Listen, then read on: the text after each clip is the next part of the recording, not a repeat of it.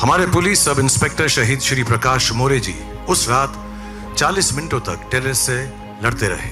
आज यहाँ माधवी जी, अनुष्का, मैं आपसे पूछना चाहूंगा कि शहीद प्रकाश मोरे जी की कौन सी बात आपको सबसे ज्यादा याद आती है? नमस्कार माननीय मुख्यमंत्री आणि सर्व उपस्थित यांचे मी आभार मानते। त्यांचे माझे मिस्टर 26/11ला कामा हॉस्पिटलमध्ये शहीद झाले।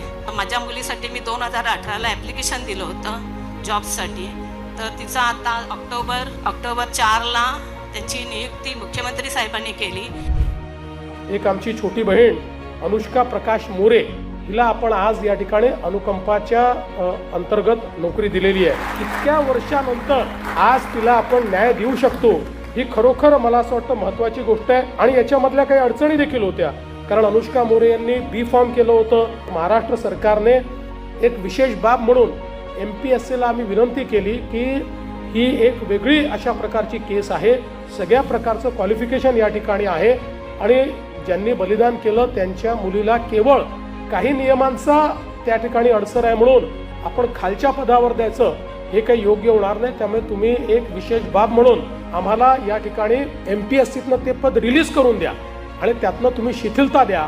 आणि मी MPSCचे आभार मानतो की MPSCने ते कन्सिडर केलं आणि त्यातनं त्यांनी शिथिलता दिली।